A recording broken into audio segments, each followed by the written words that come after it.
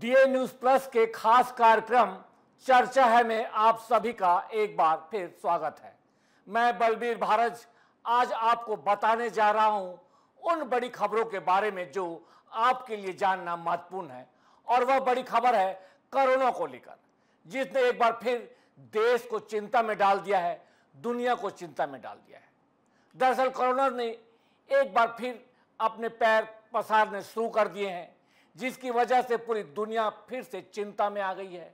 भारत में भी कोरोना की एक बार फिर से दस्तक हो चुकी है। इस बार के कोरोना वेरिएंट को JN.1 नाम दिया गया है। इसके बारे में विशेषज्ञों का कहना है कि पिछली बार की तुलना में यह कमजोर है। इस वेरिएंट से मौतों का खतरा उन्हीं लोगों को है जिनकी उम्र ज्यादा है या जो किसी अन्य बीमारी से पहले से ही लड़ रहे हैं। बहरहाल आपको बता दें कि दिल्ली, मुंबई जैसे बड़े शहरों के साथ साथ छोटे राज्यों और क्षेत्रों से भी कोरोना पॉजिटिव के मामले सामने आ रहे हैं। रक्षा मंत्रालय के आंकड़ों के अनुसार वर्तमान में देश में 1000 से ज्यादा सक्रिय कोरोना के मामले हैं। अकेले राजधानी दिल्ली में 103 सक्रिय मामले हैं। यह संख्या छोटी लग सकती है, लेकिन इसका फैलाव तेजी से हो रहा है, जो आने वाले समय के लिए खतरे की घंटी हो सकता है। नए वेरिएंट के कारण अब तक भारत में 1000 से ज्यादा लोग कोरोना पॉजिटिव पाए गए हैं। यह सिलसिला लगातार जारी है और रोजाना अलग अलग राज्यों से नए नए मामले सामने आ रहे हैं। बीते एक हफ्ते में देश में 752 नए मामले दर्ज किए गए हैं, जबकि इस दौरान 305 लोग ठीक भी हुए हैं। हालांकि चिंता की बात यह है कि इसी अवधि में 7 लोगों की मौत भी हो चुकी है।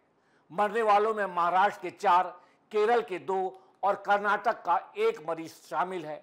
अगर बीते एक हफ्ते के नए मामलों की बात करें तो सबसे ज्यादा 335 मामले केरल से सामने आए हैं। इसके बाद महाराष्ट्र से 153, दिल्ली में 99, गुजरात में 76 और कर्नाटक में 34 मामले दर्ज किए गए हैं। इन आंकड़ों को देखते हुए केंद्र सरकार ने राज्यों को सतर्क रहने के निर्देश दिए हैं और अस्पतालों में आवश्यक तैयारियों को मजबूत करने की सलाह दी है।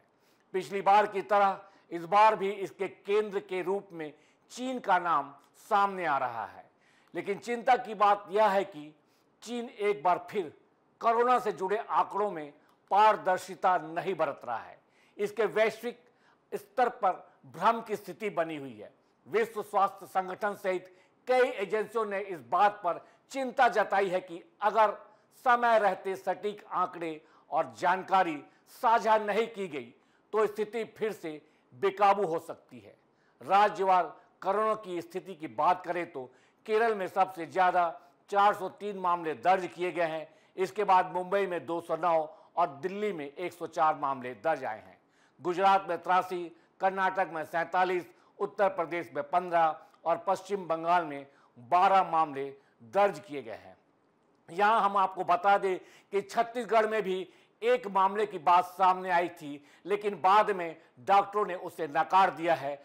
लेकिन इसके बाद जो छत्तीसगढ़ सरकार है, जब यह बात पता चली कि कोरोना ने रायपुर में दस्तक दी है, तो सरकार अलर्ट मोड पर आ गई है और उन्होंने मेडिकल कॉलेज हॉस्पिटल रायपुर, जिसे अंबेडकर अस्पताल भी कहा जाता है, कि प्रशासन के साथ बात कर यहाँ पर कोरोना के लिए एक सतर्क रहने के लिए एक सक्रिय टीम की गठन किया है और इसको लेकर चेतावनी दी है कि अगर छत्तीसगढ़ में इस तरह का कोई मामला आता है तो सभी अलर्ट मोड पर रहें और उसके लिए व्यापक स्तर पर सरकार ने तैयारियां करके रखी हुई हैं।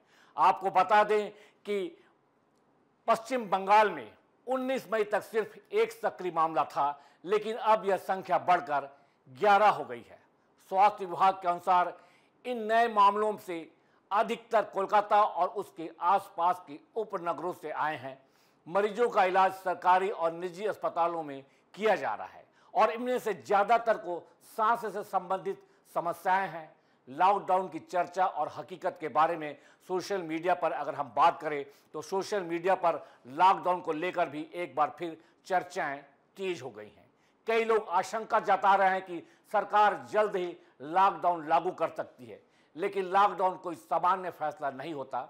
यह तब लगाया जाता है जब संक्रमण की रफ्तार बहुत तेज हो जाए और मृत्यु दर में भारी वृद्धि हो, यानी जब स्थिति पर नियंत्रण पाना बेहद मुश्किल हो जाए, तब सरकारें लॉकडाउन जैसे कड़े फैसले लेती हैं।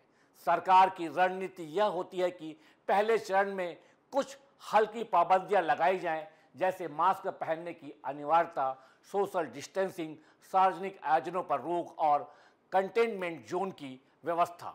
अगर इन उपायों के बावजूद हालात नहीं सुधरते, तभी लॉकडाउन जैसा अंतिम विकल्प चुना जाता है। फिलहाल हालात अभी उतने गंभीर नहीं हैं जितने पहली या दूसरी लहर के दौरान थे, लेकिन लापरवाही की कोई गुंजाइश नहीं है। यदि समय रहते सतर्कता नहीं बरती गई तो स्थिति हाथ से निकल सकती है। सरकार और आम जनता दोनों की जिम्मेदारी है कि कोरोना को एक बार फिर फैलने से पहले रोका जाए, और इसको लेकर केंद्र सरकार ने एक एडवाइजरी जारी की है। वही राज्य सरकार भी इसे लेकर गंभीर है और इसे किसी भी हालत में बढ़ने नहीं देने के लिए कृत संकल्प है। अगली जो बड़ी खबर है जो चर्चा में है, वह है बिहार के मुख्यमंत्री नीतीश कुमार के अजीबोगरीब हरकत से जुड़ी हुई, जो इस वक्त सुर्खियों में है और राजनीतिक हलकों में गंभीर चर्चा का विषय बनी हुई है कि क्या बढ़ती उम्र और राजनीतिक दबाव के कारण नीतीश की मानसिक स्थिति ठीक नहीं है। दरअसल बिहार के मुख्यमंत्री नीतीश कुमार एक बार फिर अपने चौंकाने वाले और असामान्य व्यवहार के कारण सुर्खियों में है। पटना स्थित एलन मिश्रा इंस्टीट्यूट में आयोजित नियुक्ति पत्र वितरण समारोह के दौरान उन्होंने ऐसा कुछ कर दिया जिसने वहां मौजूद सभी लोगों को हैरान कर दिया। इस आयोजन में मुख्यमंत्री का स्वागत करने के लिए शिक्षा विभाग के वरिष्ठ अधिकारी एस सिद्धार्थ ने उन्हें एक छोटा सा गमला भेंट किया, जो कि सामान्य परंपरा है, लेकिन नीतीश कुमार ने न तो उस पौधे को ध्यान से देखा, न धन्यवाद दिया, बल्कि उसे अपने हाथों में लेकर सीधे अपर मुख्य सचिव एस सिद्धार्थ के सिर पर रख दिया। यह दृश्य वहां मौजूद लोगों के लिए पूरी तरह अप्रत्याशित था। कार्यक्रम में मौजूद शिक्षा मंत्री सुनील कुमार सहित अन्य अधिकारी और मेहमान इस हरकत से अचंभित रह गए। नीतीश कुमार के इस व्यवहार की सोशल मीडिया पर अब काफी चर्चा हो रही है। राष्ट्रीय जनता दल की ओर से इस घटना का वीडियो शेयर किया गया, जो तेजी से वायरल हो रहा है। लोगों की राय इस पर बटी हुई है। कुछ लोग इसे नीतीश कुमार का हल्का मूड मान रहे हैं, तो कुछ इसे शिष्टाचार और गरिमा के विपरीत मान रहे हैं। बता दें कि यह पहली दफा नहीं है जब नीतीश कुमार ने सार्वजनिक मंच पर ऐसा कोई अजीबोगरीब व्यवहार किया हो। पिछले कुछ महीनों में कई बार उनके इस तरह के अजीबोगरीब आचरण चर्चा में आ चुके हैं। उदाहरण के तौर पर एक कार्यक्रम में जब वे प्रधानमंत्री नरेंद्र मोदी के साथ मंच पर मौजूद थे, तब उन्होंने अप्रत्याशित रूप से पीएम मोदी का हाथ पकड़ लिया। यह घटना भी मीडिया और सोशल मीडिया पर काफी वायरल हुई थी। इसके अलावा राष्ट्रगान के दौरान जब पूरा बिहार मंत्रिमंडल सावधान मुद्रा में खड़ा था, तब नीतीश कुमार अपने एक मंत्री के साथ हंसी मजाक करते हुए उसका हाथ पकड़ते हुए और हंसते हुए दिखाई दिए, जबकि संबंधित मंत्री ने उन्हें ध्यान दिलाया कि राष्ट्रगान हो रहा है। तब जाकर उन्होंने अपनी मुद्रा बदली। नीतीश कुमार के इस ताजा व्यवहार पर विपक्षी दलों ने तीखी प्रतिक्रिया दी है। राजद ने सोशल मीडिया वीडियो शेयर कर उनके मानसिक स्वास्थ्य और नेतृत्व क्षमता पर सवाल खड़े कर दिए हैं। कई राजनीतिक विश्लेषक भी मानते हैं कि नीतीश कुमार की उम्र और हालिया राजनीतिक दबाव का असर उनके व्यवहार में दिखने लगा है।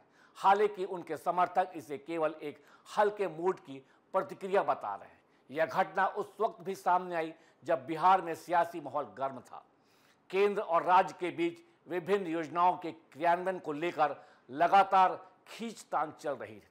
ऐसे में मुख्यमंत्री की इस तरह की हरकतों ने न केवल उनकी छवि को नुकसान पहुंचाया है, बल्कि जनता के विश्वास पर भी असर डाल रही है।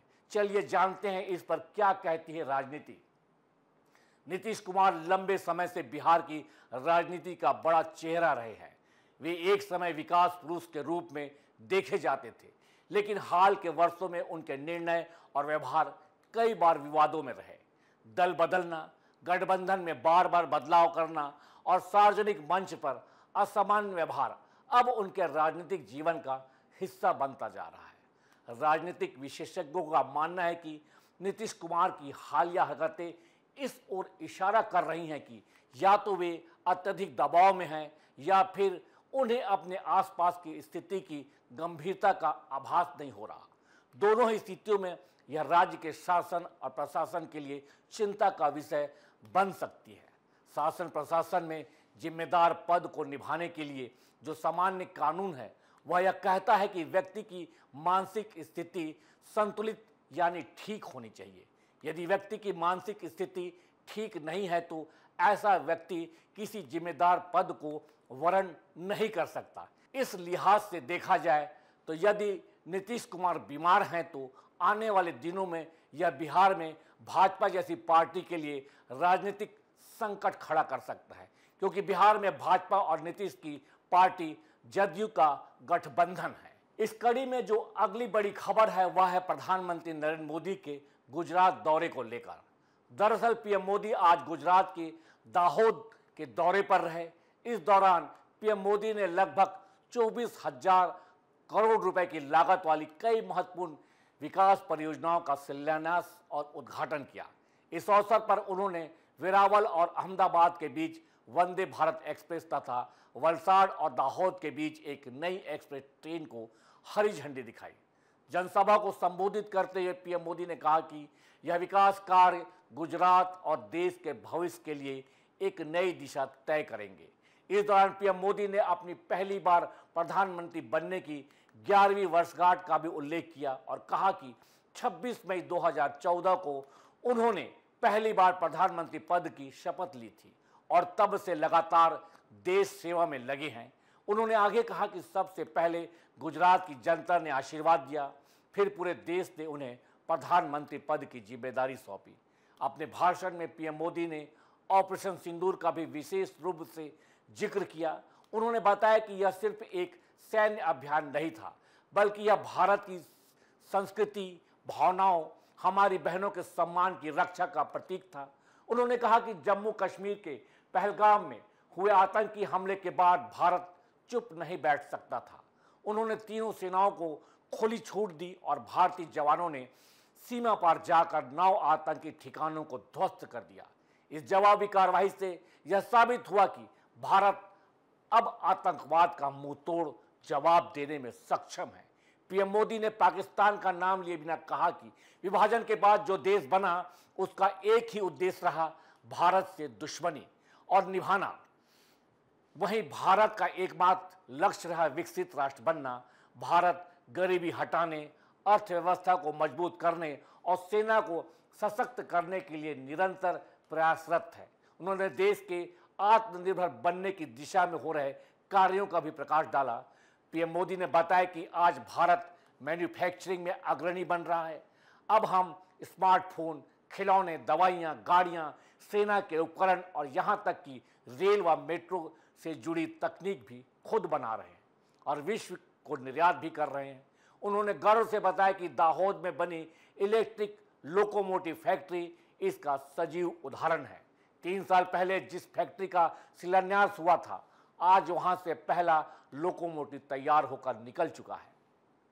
इसके साथ ही पीएम मोदी ने यह भी बताया कि गुजरात का संपूर्ण रेलवे नेटवर्क अब विद्युतीकृत हो चुका है, जो राज्य के लिए एक बड़ी उपलब्धि है। उन्होंने इस सफलता के लिए गुजरात की जनता को बधाई दी। प्रधानमंत्री ने आगे बताया कि आज भारत निराशा के अंधकार से निकलकर विश्वास और आत्मनिर्भरता के उजाले में तिरंगा लहरा रहा है। 140 करोड़ भारतीय नागरिक देश को विकसित भारत बनाने के लिए जी जान से जुटे हुए हैं। पीएम मोदी ने देशवासियों के आह्वान किया कि वे इस तरह देश की प्रगति में भागीदार बने और भारत को वैश्विक शक्ति बनाने में योगदान दें। इस जनसभा और परियोजनाओं के उद्घाटन के माध्यम से प्रधानमंत्री मोदी ने यह संदेश दिया कि भारत अब सिर्फ विकास की ओर अग्रसर नहीं, बल्कि आत्मनिर्भरता और सुरक्षा में भी एक नया मुकाम हासिल कर चुका है। आज की चर्चा में बस इतना ही। आपसे फिर मुलाकात होगी यहीं पर इसी जगह, फिर किसी जन सरोकार के मुद्दे से जुड़े हुए विषय को लेकर। तब तक के लिए आज्ञा दीजिए। नमस्कार। जय हिंद।